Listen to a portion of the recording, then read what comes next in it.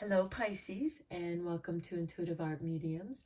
Thank you for joining me for your full moon in Taurus lunar eclipse, which occurs Friday, November 19th at 3:57 a.m. Eastern Standard Time, so please adjust to your time zone. This will also occur with Venus in Capricorn trining this lunar eclipse. So Venus rules Taurus, and it also rules Friday. So that can have a little bit more of an impact on this lunar eclipse. Now, if we back it up a couple days to Wednesday, November 7th, we have this Taurus moon conjuncting Uranus. So this moon is getting shooken up by Uranus before the lunar eclipse. So this can create some sudden, unexpected changes or events. You can just feel a little shooken up. You know, things are getting shifted. And the lunar eclipse, because we're going through the whole phase of the moon in that one period of time with the shadow going over the moon, we're seeing what's being cleared. The full moon itself represents completion of something.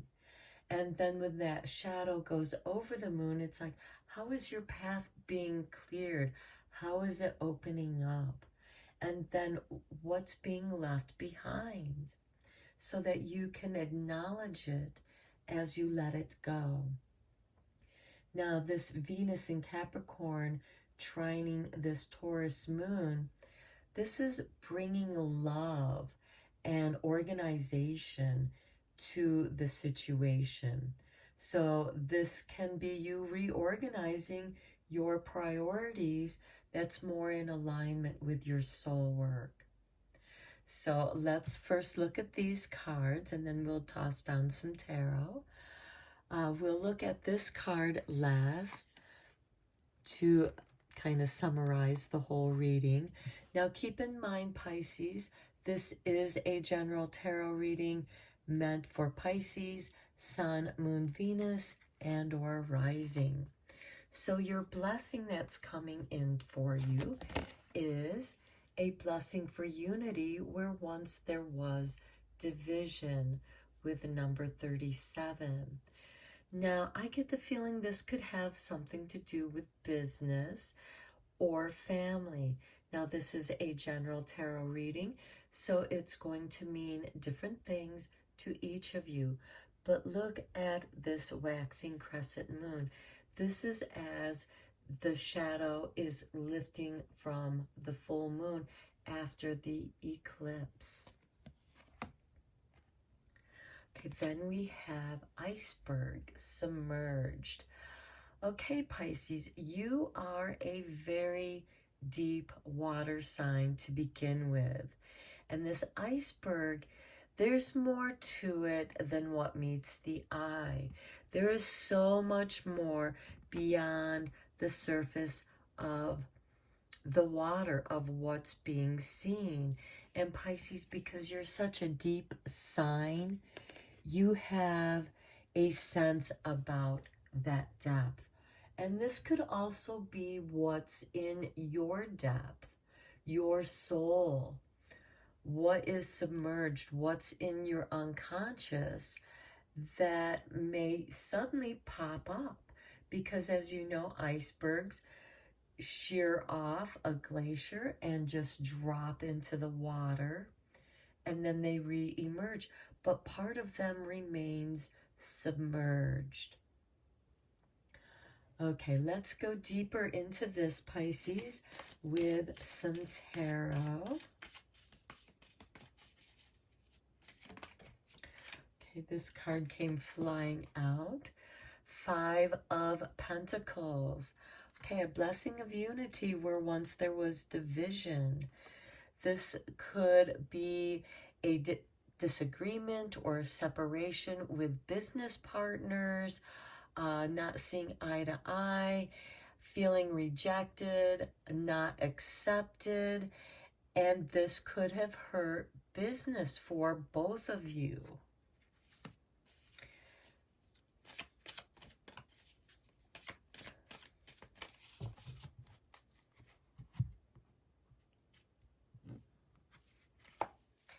And then we have the Two of Swords being at the crossroads. And then the Seven of Wands wanting to be heard. Okay, there is some disagreements. You may feel like everyone's out to get you and take what you have financially. You're at this crossroads, and here we have this waxing crescent moon to go with this waxing crescent moon. So as that shadow of the lunar eclipse crosses over the moon and the moon begins to emerge, something is going to become much more clear to you. And this Two of Swords goes very well with this iceberg because you can't see what's below the surface. There's more to this situation than meets the eye. Perhaps you're not seeing the other person's perspective. Perhaps you have asked too much of them, or they have asked too much of you. But here we have this wounded person. They're not a whole person. They can't do what they once did. They also have a patch of their eye. They can't see things fully. And here with the Two of Swords, the blindfold is completely over the eyes. You have to go within. The Two of Swords also represents crossroads. And the goddess Hecate rules the crossroads. And here again, you feel like you have to protect your stance, and perhaps you're not hearing what the other people are having to say to you, or vice versa. This is a general tarot reading, and so it's going to mean different things to each of you. Next, we have the Ten of Cups. That's beautiful. We have the Ace of Cups, good healing. And then we have the Three of Cups. Wow, celebration. It looks like things are going to come together nicely for you. Things are going to be synchronized. Follow your intuition. This Two of Swords is asking you to turn within and listen with your heart. The Ten of Cups shows that if you follow your bliss, you are going to be emotionally fulfilled, and there will be celebration. Where there was this abandonment, this rejection, perhaps not being heard,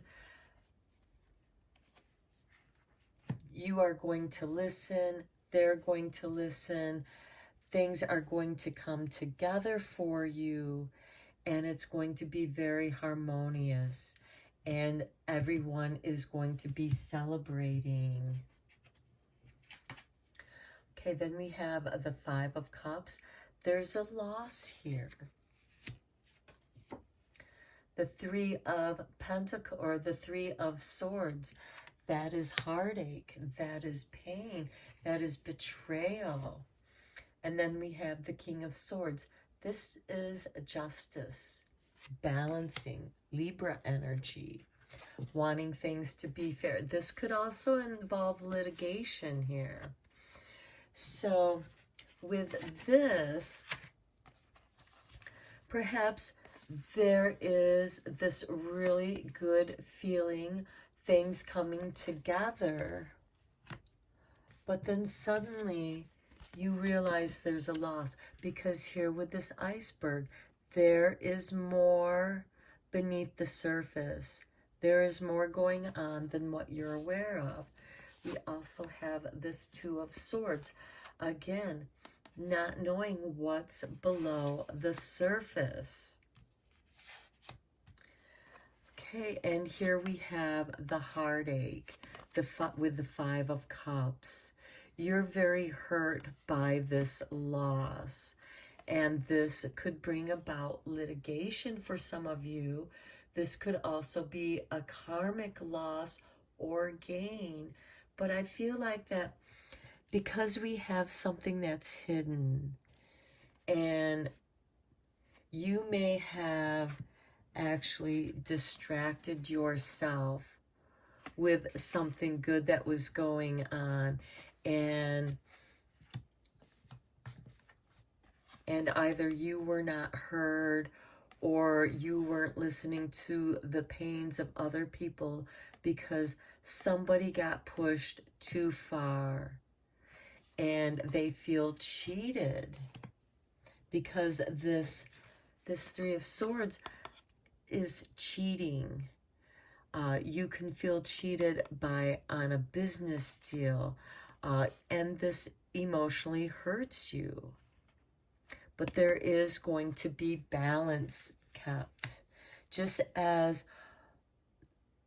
only so much will be emerged by that which is submerged, keeping the iceberg afloat. Okay, let's look at your moon card. Let's look at your moon magic. What kind of magic does the moon have for you? We have a really strong waxing moon presence here as that moon is coming out of the eclipse right now. Something is going to be revealed to you, Pisces. Okay. We have the other side of the crescent here. This is the moon goddess Diana. Okay, Diana is much like this King of Swords. She is about justice. She is about balance. She is like the goddess Athena. I shine my light outwards for all to see. You are being shown something by the moon. So as the shadow comes into the moon and we see this waning crescent, which is this goddess Diana, the hunter's bow, something's going to be cleared away. A blockage is going to be cleared, and you're going to see, because she is shining her light so that you can see. She's trying to show you something. And it's also here with this Two of Swords. Something is trying to be shown to you, and it's what others are trying to tell you, or vice versa, what you're trying to tell someone who you feel is above you. But if you're the boss of your business, Pisces, this is, you need to listen to those that work for you, because too much has been asked. Their soul is depleted, and